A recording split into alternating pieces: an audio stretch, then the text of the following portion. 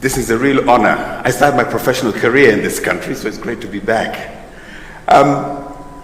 We've heard some fantastic presentations about the National Action Plan number 5, 9 great commitments.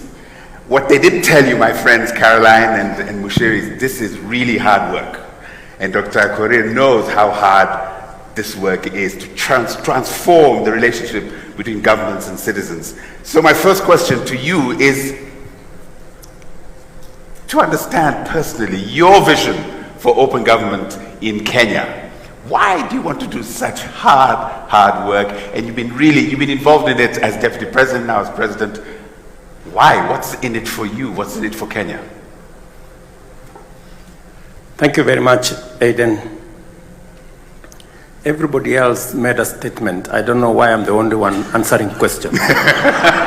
Because this is open government. No prepared statements. Well, let me just, maybe by way of contextualizing why we are here, is that,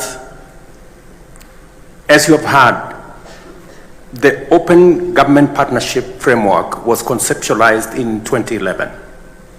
Kenya became a member in 2012.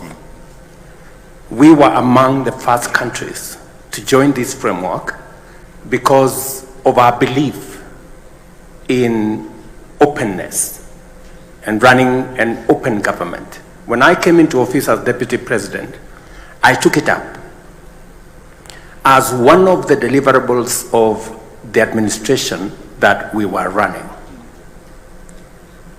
When you ask me the question, what is in it for us now? If you look at the bottom-up economic transformation agenda, it is about inclusivity.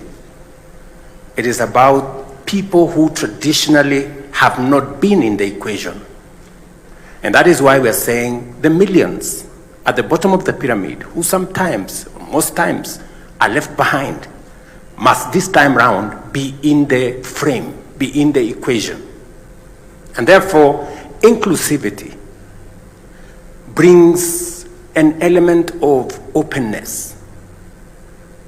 And it is the reason why, as an administration, we want to push forward with the Open Government Partnership, because it speaks to all the tenets that we believe in. It speaks to the issues of digitalization. It's the reason why we are digitizing now 17,000 government services to democratize government information, availability of government information to citizens.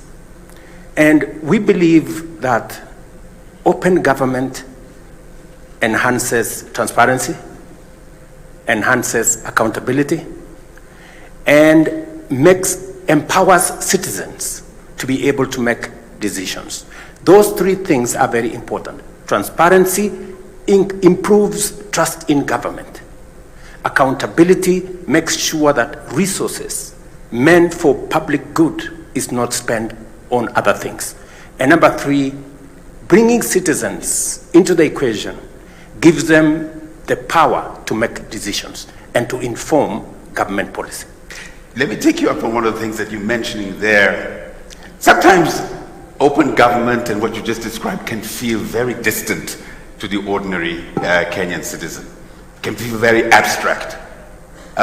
One of the steering committee members a few years ago said, from Nigeria, said, how do you make open government put a chicken in every pot?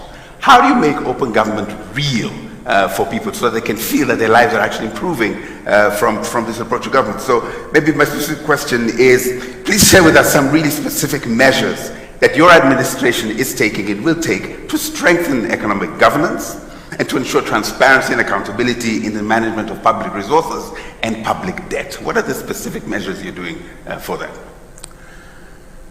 I have made a commitment, and you've heard the Speaker of Senate say, we did agree that public participation is not a sterile provision of the Constitution. It must amount to something. And it is the reason why we've been grappling as a nation how do we actualize public participation? We have now working on legislation, as you've heard. In a couple of months, we should now have a framework that contextualizes, creates a framework for citizens to meaningfully participate in enacting policy, enacting legislation, and every act of government that requires the public to participate in. That is number one. Number two, we have now work at the Attorney General's office, and I want to ask the civil society who are present here to work with the Attorney General as we improve 3 pieces of legislation. Number one, improve legislation on Evidence Act so that we can deal with matters corruption in the shortest time possible. Improve legislation on e-procurement and make government procurement open, including making sure that it is in the public domain which contracts have been awarded, for how much money, to which companies. And so that the public can judge for themselves whether they are getting value for money or they are being taken for a ride. I have made that commitment. The work is in the Attorney General's office. I welcome Zalendo. I welcome all the other civil society groups to participate in bringing this legislation to the fore. And I'm very happy with this framework because the civil society that is present here would have chosen to come here with vuvuzela and placards. But they have chosen. Sometimes they might still have to do that. but they've come here to say, okay, what are the challenges that we have? How do we meaningfully contribute, institutionalize the solutions rather than ponder on the problems, on the challenges? How do we institutionalize solutions? How do we bring legislation? How do we create institutions? How do we put a policy framework in place? And you have said yourself, it's easy to pontificate about the challenges we have. Yeah. It is difficult to frame the solutions. I am very happy with open government partnership. It gives us an opportunity with the judiciary, with the legislature, with the executive, with civil society, with the private sector to figure out how we solve problems together. And this is why I believe in this framework. Some of your, okay, I won't mention names, might think you're a heretic to be so welcoming of civil society and private sector in government and in governance. Let's shift a little bit. 4 of the 9 commitments have a tech element to them. So let's talk about, and Kenya really is a leader in the region, maybe in the continent, on matters technological. So, but tech also has, as was mentioned here, some real challenges, and misinformation was mentioned by the Speaker of the Senate. It also creates great opportunities to create wealth. So how is your administration harnessing these tech-driven opportunities? And how do you plan to balance those opportunities and grabbing them with mitigating the risks that come with technology, as was outlined?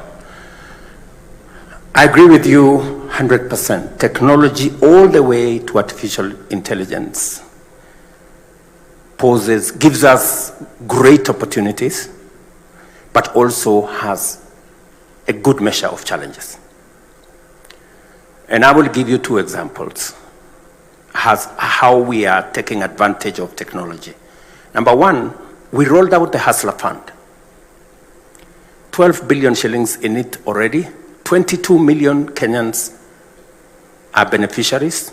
Today we have 2 million Kenyans every day borrowing from the Hustler Fund. It is delivered on a technology platform. It is the single government project that has no corruption because technology has provided the framework to make sure that we insulate it from, just imagine, if we were disputing or giving out Hustler Fund using committees at every location, it would be hell. Mm-hmm. It would be chaos. But look at what technology has done. It has made it seamless. It has made it transparent. It's made it easy. Let me also give you another example. Means testing instrument. Again, when we are giving out our university funding model, means testing instrument that is run on technology is giving us the leverage to be able to know which student can benefit from what. Let me also tell you one more thing, that in our plan to deal with the challenges that face us, the demographic dividend that we have, one of the items that we are working on is how we are going to use technology to create digital jobs. As I speak to you, we have close to 120,000 young people in our TVETs and in other institutions that today monetize their digital expertise. So we are leveraging on technology to create jobs. Tomorrow, I will be signing an agreement with President Scholz in Germany, again, to leverage on technology